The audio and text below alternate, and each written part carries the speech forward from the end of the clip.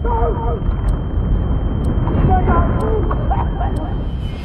the moment that I saw the trailer for 1917, I tagged it as a movie that I wanted to see in a theatre. The trailer gave me goosebumps, and it looked like a movie that would tell us a good story and give us a great cinematic experience. It's received lots of awards attention since going on wide release, so what exactly is it about? What has garnered all this interest? Let's start with the official description. Two young British soldiers during the First World War are given an impossible mission: deliver a message deep in enemy territory that will stop 1,600 men and one of the soldiers' brothers from walking straight into a deadly trap. Having seen this now, I can say it's well deserving of the praise it's received. It's a masterclass in tension. In fact, it's much more of a suspense movie than an action movie. It's filmed to look like it's one long unbroken take, and in addition to being quite a technical achievement, it has the effect of making you feel like you are right there on the ground and the third member of the small team sent on this perilous mission.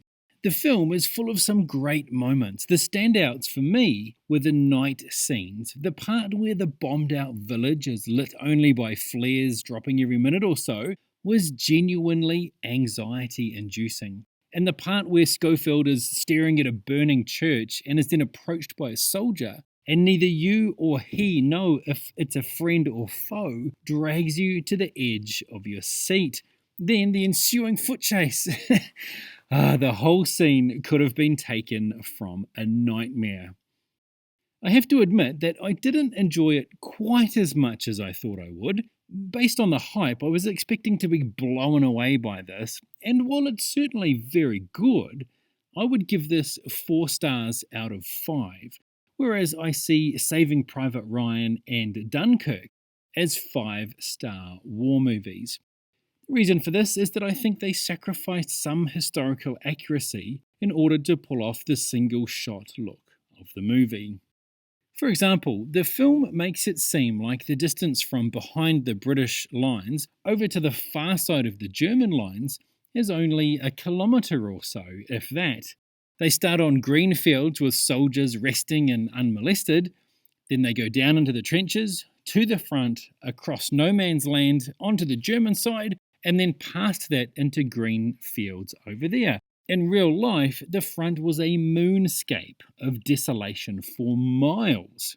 When we first meet Blake and Schofield resting in a field by a supply depot, the reality is that anything above ground that close to the front would have been shelled to pieces by German artillery. And some other things, like how the 1,600 men got so far over the lines when it was such a big deal for the two soldiers to make their way to the same spot, or how there were suddenly troops on trucks in the village after the lads went through a marathon to get there. Remember in the film description it said that they were sent on an impossible mission? How did those trucks get across the lines? Did they even mass transport troops by truck at that time? The nature of what they're going for with this film means that the story is fairly simple and somewhat generic, and at times some of the dialogue is a little bit clunky. Those things kind of pulled this back from being a 5-star movie for me. Those and the fact that they spoil the money shot of the movie in the trailer, which meant it was much less impactful when it finally arrived. But those are just side things. We went to see this for the spectacle and the in-the-trenches feel, and that is what we got. So on that level, it absolutely succeeds. You'll feel tense and wound up.